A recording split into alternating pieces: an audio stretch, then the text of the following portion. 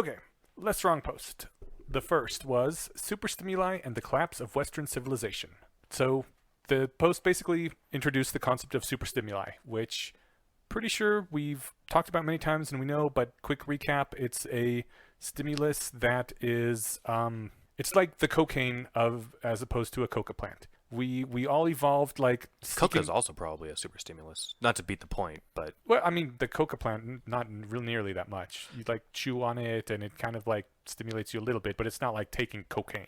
no, That that's stuff fair. is super concentrated and I would say it's more just like a soda compared to, or like a candy bar compared to an apple. okay. Yeah. So Sorry to choose to nitpick on the example, but you're right. Yeah, no. 'cause- Okay. yeah, Good one. point. Well, because one like Coca doesn't do anything. Well, it doesn't matter. Coca isn't like a food or like something that we needed as our in the ancestral environment that we're hardwired to like for good reasons. You're right. Whereas sugar is. Yeah, okay, that was a terrible example. We No, should no, cut my example. It's fine.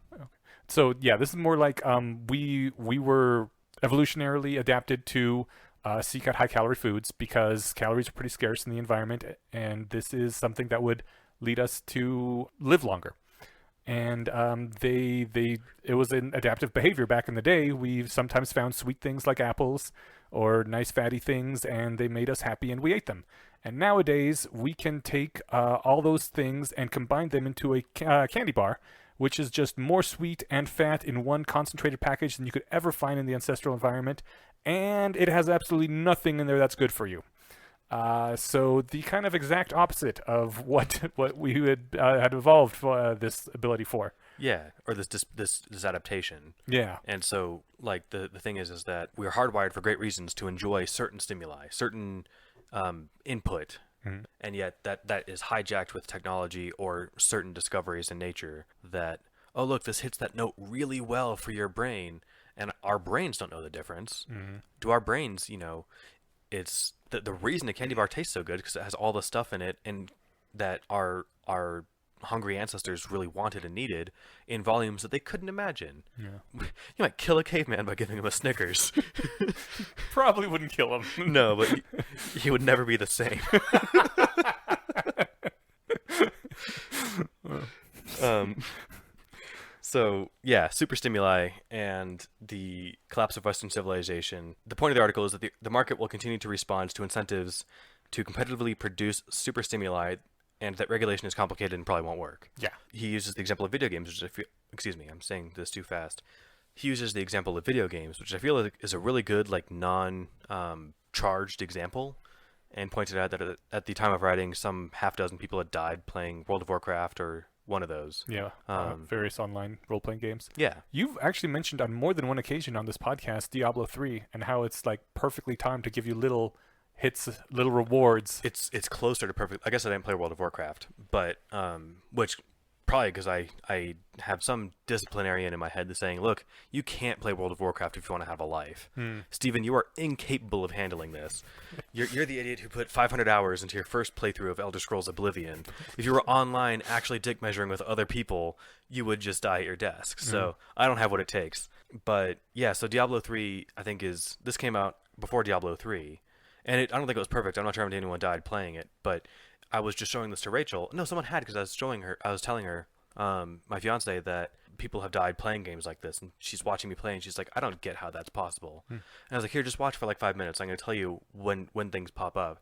And granted, it's different from the back seat, but from the front seat, you're playing, you're going through a mob of enemies, and it would just seem at the moment I'm like, okay, as soon as this one's done, I'm gonna call it. Yeah. I'm gonna pause and quit. Yeah. And then I come across a double experience shrine. I'm like, oh, this last 2 minutes, I've got to ride this out. Double experience, man. Let's beat that grind. And then, oh man, double attack. Oh, I finally got enough to go fight this boss that was killing me a second ago. And it wasn't enough to kill me, but it was enough that I absolutely noticed the little rat in my head hitting that button for more cocaine, right? Yeah. So it was just that immediate feedback of, nope, keep going, and I totally felt it. That was a game where, I lost sleep. Not a ton. This wasn't the most addictive game I played. But I lost lots of sleep to World of Warcraft. Yeah, it's not just you, man. Yeah. It's Oh, yeah. And I mean, if there's a company that can make a game that's 5% more addictive than that one, they're going to get the market share. That's right. Yeah, so the point is that the market is there for people wanting to consume this stuff, because just like there's somebody making the next sweetener or something, right? I think the point that this was more just like, I think more feedback on, or more response to feedback. I don't know if this was part of his initial layout of essays for the sequences, but what about regulation? Couldn't we just pass a law to stop that? But how do you pass a law that says if Diablo 4 is too fun to play, you can't release it? Right. Like, that sounds A, bizarre, B, totalitarian, and C, totally unworkable. Yeah. Right? Do you give it to a control group of 1,000 people, and if more than 2 of them die, it doesn't make it to market? Like, right. Sorry, this game is too. Oh my God! Then there'd be a black market for games that are too good for the government to let you to play them. oh yeah, hands down, that would be awesome. I mean, So good, it was banned in 12 countries. that actually sounds like a really good marketing for. I would buy the hell out of that game. What's all the hype about? Yeah. So I'm gonna skip the next bullet point or two. If people have the right to be tempted, this is a quote. If people have the right to be tempted, and that's what free will is all about, the market is going to supply. Can I stop real quick? If people have the right to be tempted, and that's what free will is all about. I'd never quite heard someone put it that way before, that free will is the right to be tempted. Which, that only sticks out to me because I have, a real hard-on with religion and the devil, and specifically, like, the Lucifer speech near the end of Devil's Advocate, which is just all about temptation and free will. And I run into those themes a lot in the stuff that I enjoy reading, and so that was interesting. I think on the free will tangent that you can certainly say that. I mean, I don't know if you could say that's what free will is all about if you're a philosopher, but what you could say is that, like, to the extent that your ability to indulge whatever you want isn't constrained, that's free will. Yeah. What Dan Dennett would call elbow room, or maybe. Although if you were never tempted by something else, didn't ever really have that much of a choice in things, right? Exactly. Yeah. That was my thing. I mentioned like I'm never tempted to put my hand on a hot stove, so is there any like free will to not put your hands on hot stoves? Right. Yeah.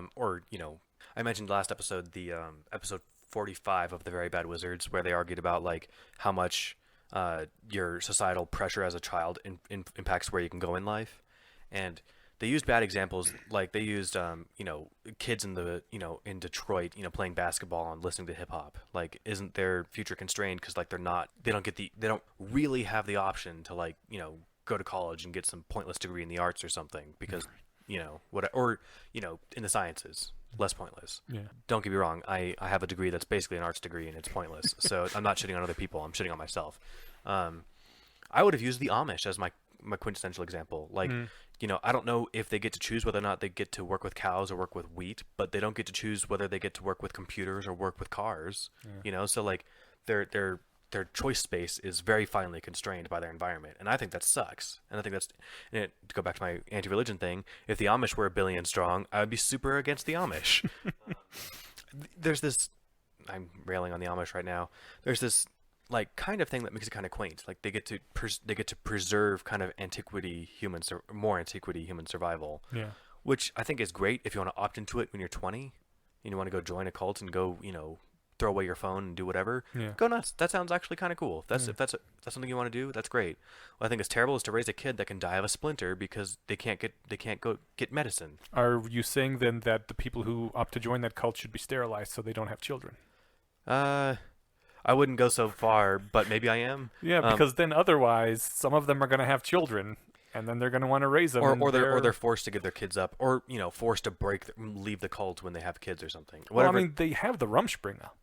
That's kind of like I know a field trip in school, right? Yeah, so like, it's a field trip where they show you all the worst parts of the great modern society while shunning you and being like, "Don't talk to us during this period." And it's like it's disingenuous way to represent the rest of the world. Don't get me wrong, the rest of the world has a lot of shit in it too. But I think Rumspringa is honestly genius in how well it makes people hate the outside of the Amish world. Yeah. No, it's because you're lonely, you're homesick. All you have to turn to is like drugs and rock and roll out here, and it's kind of an empty life. And yeah, of course you want to go back. It's a great tool if that's what you're going for. And you're thinking, yeah, I got a taste of that outside hedonistic world, and boy, was it horrible. For sure. Back to the quote. Yes, sorry. No, that was great. If people have the right to be tempted, and that's what free will is all about, the market is going to respond by supplying as much temptation as can be sold. Which is just, I like that it was a callback to Birch's Law, which we talked about just an episode or two ago.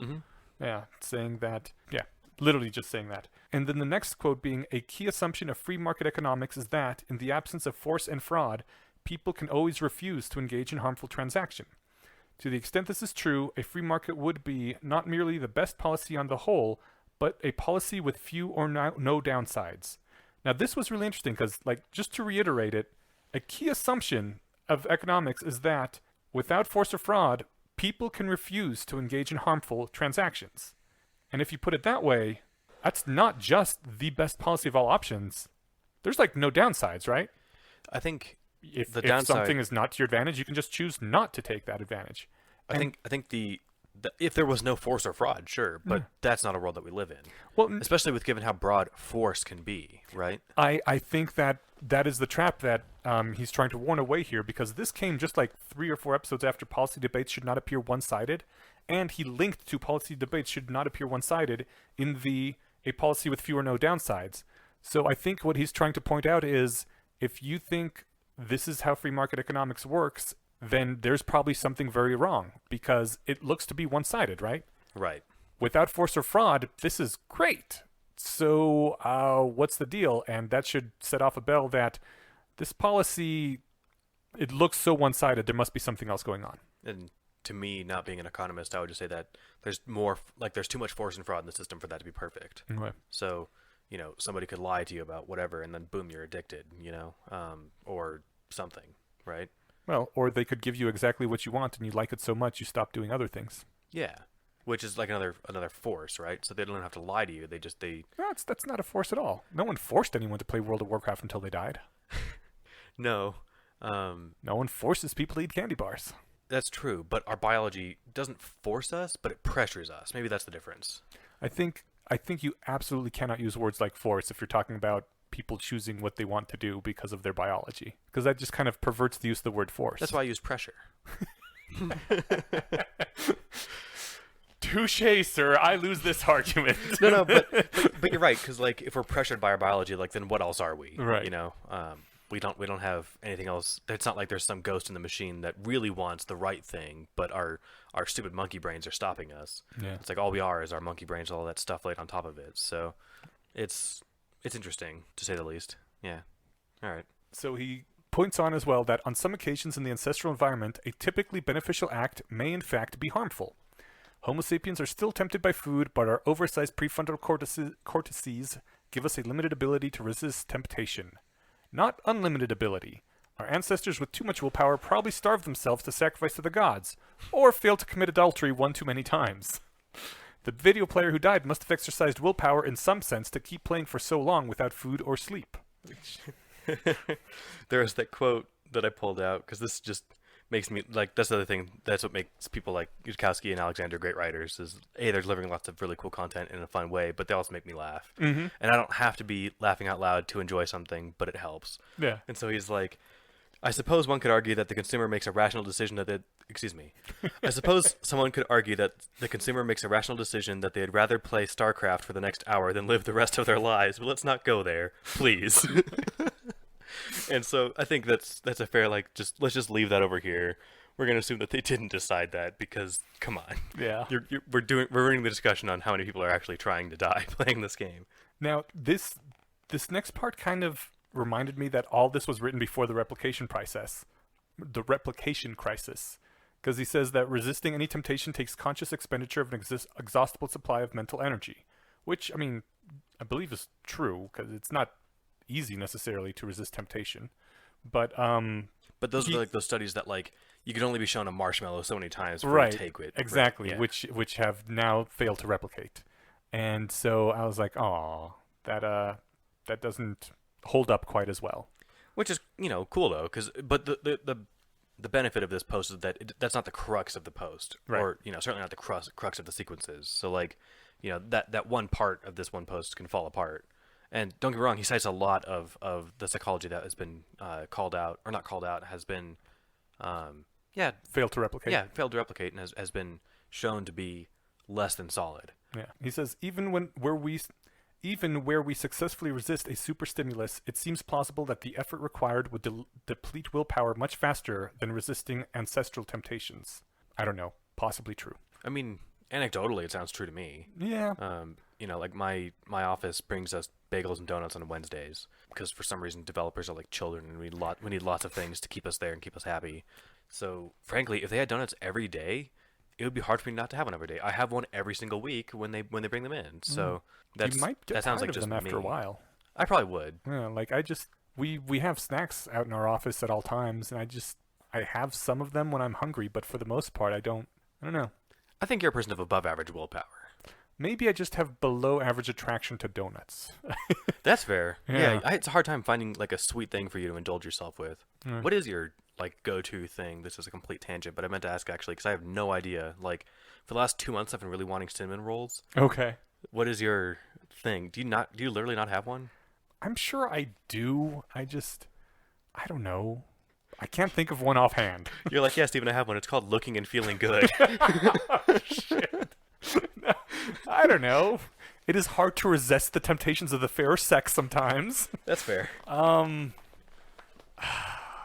you're also more anti-food than most people. You eat to like just to survive. Where we've talked about this, and this is another tangent, but buckle up. It's not that long. Yeah. One of the things that like we were talking about transhumanism earlier, when we all have cool robot bodies or we don't have to eat or sleep, I think simulated eating would be something worth like putting in us.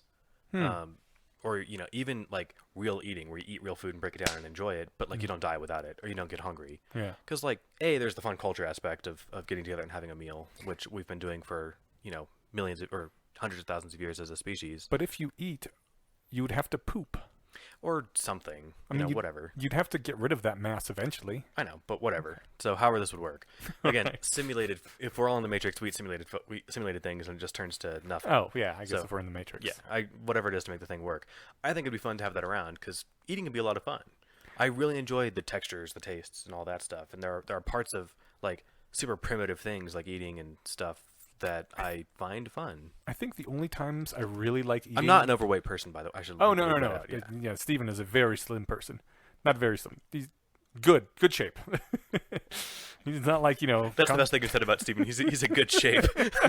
Not in good shape. He's a good shape. He's the correct shape for an adult human. Barely. No, the only time I've really liked food is when I've been really hungry.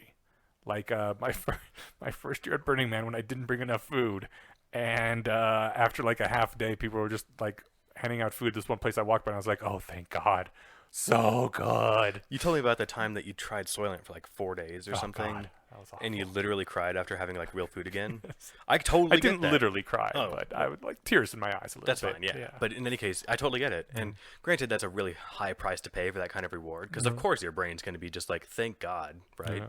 But when it comes to regular day-to-day eating, Yeah, fair enough. All right.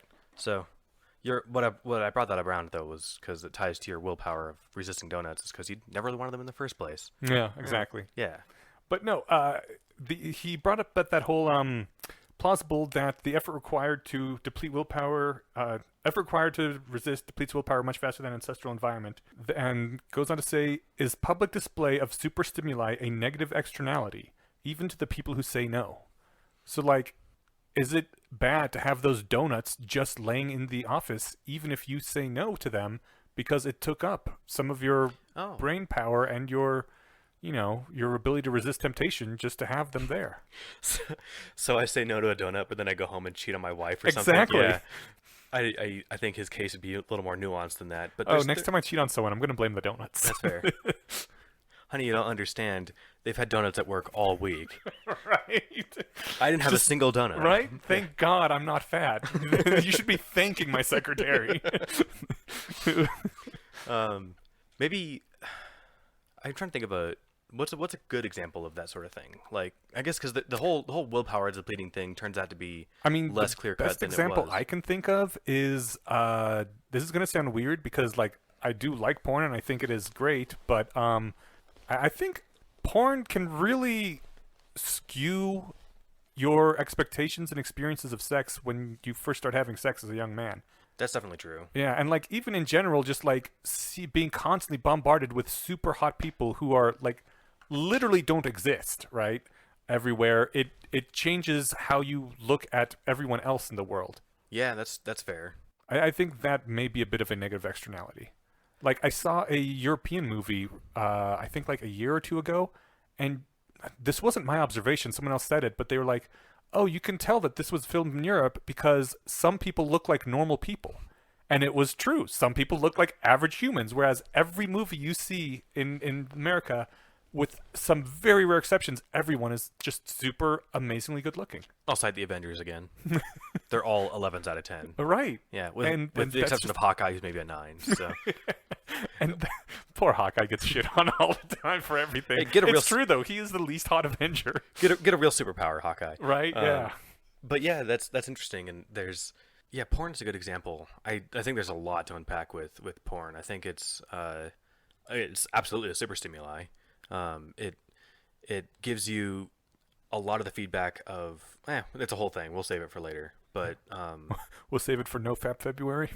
sure. Is that a thing? I've heard that term at least once. I don't know if that makes it a thing. Oh, no fap November. I was like, that's no shave November. Yeah. All right. Well, yeah. I guess we'll see how that goes. Right. Oh man, are we gonna do a Bayesian conspiracy Seinfeld like contest? Nope. All right. All right, we're moving on. We're professionals. So yeah, first of all, brings up a very interesting example that it might be a negative externality there to have super stimuli around. Yeah. Which We'll leave it open for discussion, I guess. Yeah, and I think it goes into the next topic as well.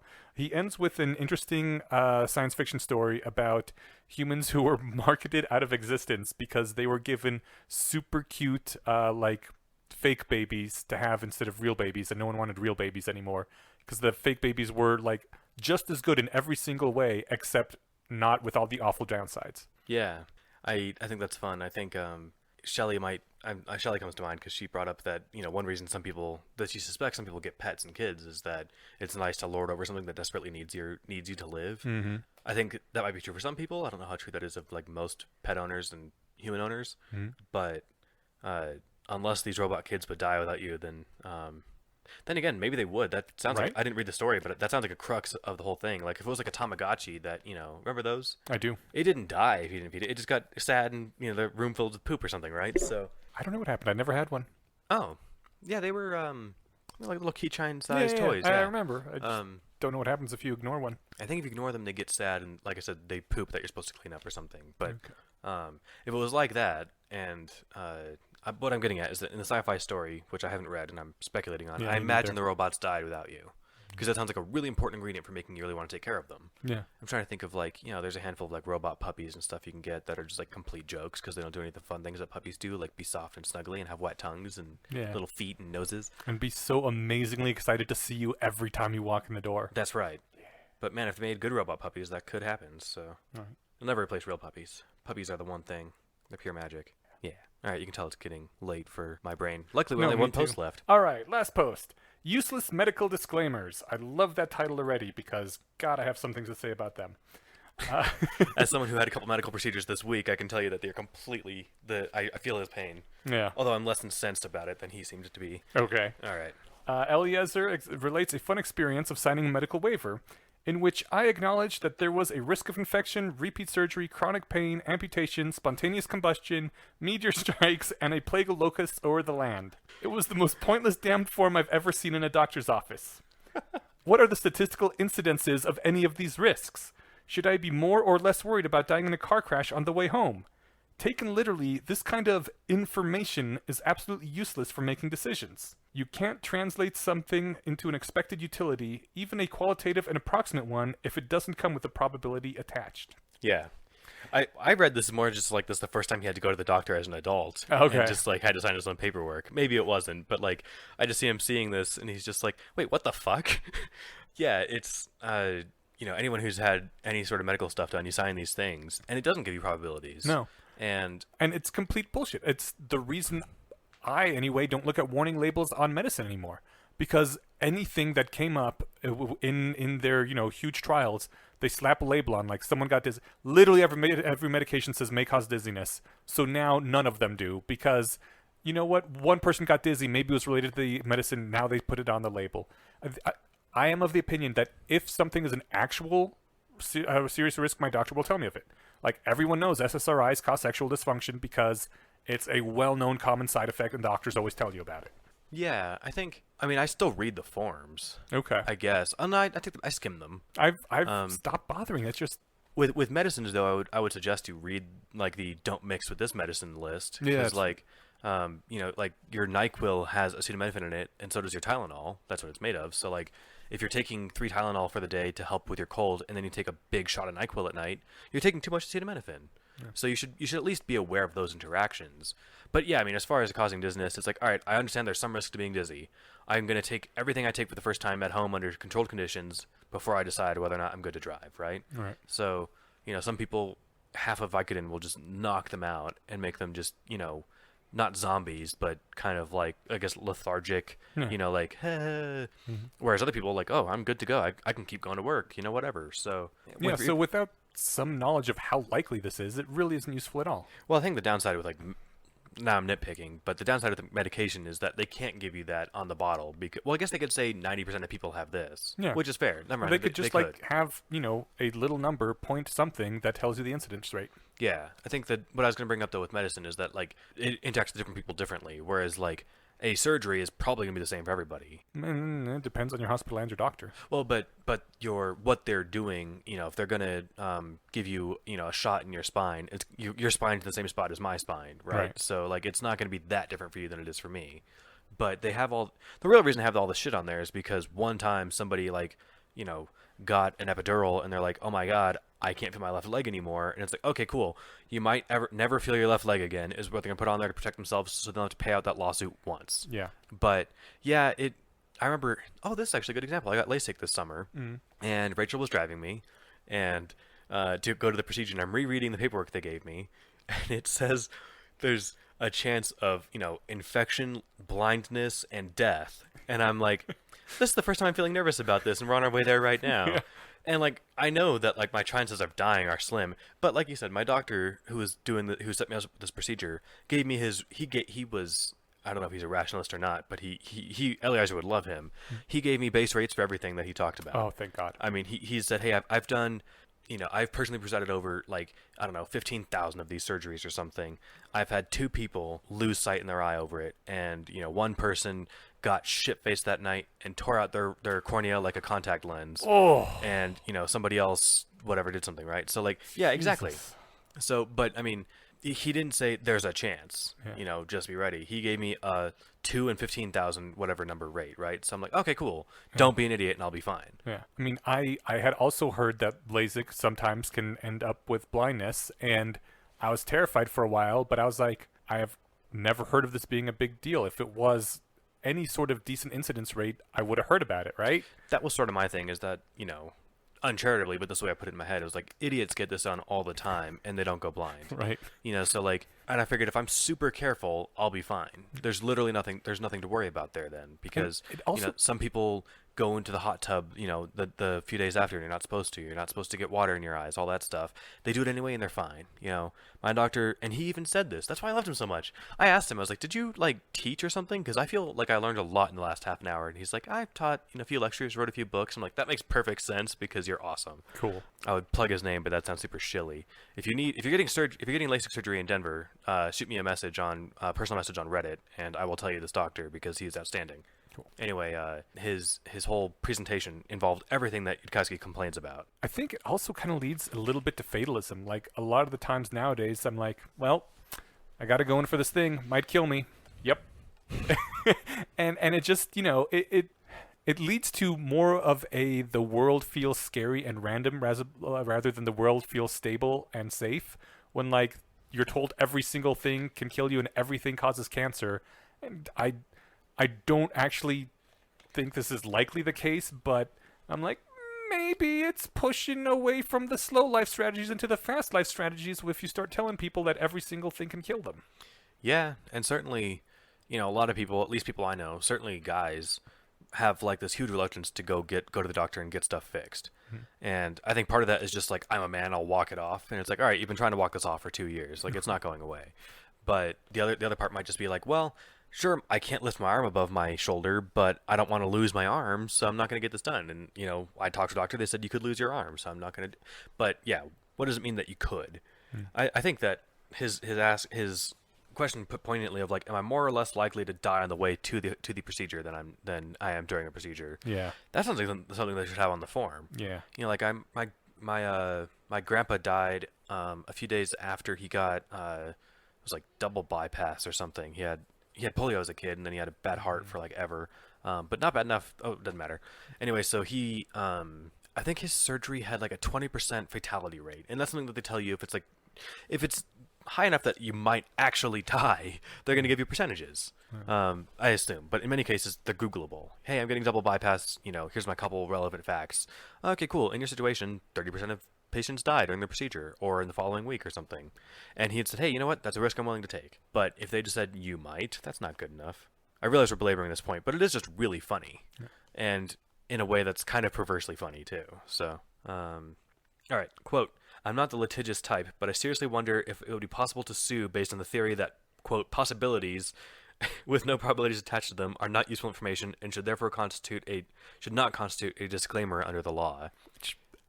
Yes. Someone will win a case on that, and frankly, he should have taken himself up on it. I mean, seriously, like, when you tell someone literally anything has a chance of happening after this, you're giving them no information. Yeah, totally. All right. He theorized that they probably don't have numbers because most people would not be able to correctly update based on those numbers, and says clearly innumeracy produces negative externalities and it ought to be regulated. In particular, we should impose a tax on people who can't properly diminish the emotional impact of their anticipations by tiny probability factors. Two classic objections to regulation are that A, it interferes on personal freedom, and B, the individual always knows more about their own situation than the regulator. I think it's a joke that he says that innumeracy causes negative externalities and so it ought to be regulated, especially considering his previous few posts on regulation. Right. Does he have a point? I think he is joking because, like, he was talking about how hard it'd be to regulate superstimuli. Yeah. So I think he's saying, hey, to the people saying, like, let's regulate this, how do you fucking regulate this? And so to that extent, it does create a negative externality. That's right. And so at the beginning of this, it seems like he's just ranting because he just went to the doctor and it was super annoying. But he ties it in wonderfully with the context of the previous post. That, like, you know, again, how do you possibly legislate numeracy, right? So he has, like, a number of times, first with the case of numeracy now, and earlier with Birch's Law and with the superstimuli, told us things like, here are bad things about the market. They will provide as much SUVs, as much stupidity as the market will buy. They will provide as much superstimuli as the market will buy. And he seems to be pretty down on regulation. I think by the fact that he's brought these things up numerous times now, he's kind of asking us as readers to be like, what do you do about this? It totally seems like a challenge. Yeah, that's how I read it too. And the answer is I don't really know. Yeah. So the answer is I'm reading these so that you can tell me the answers, damn it. I would point out the good thing about inside porn is that it's inside porn, not inside do the work yourself. I wanted to point out that some of the stuff that Robin Hanson cited in The Elephant in the Brain and in previous stuff, just talking about medicine, is that people don't want to pay for statistics. And I'd have to dig this up, but it's in the chapter on healthcare in The Elephant in the Brain. And I seem to remember Julia Galiff talking about this somewhere too. Maybe it was on her episode with him. But you can offer somebody, hey, do you want the numbers on this? And they often say no. And like, especially if you ask, like, do you want the numbers? We can go get them for $50.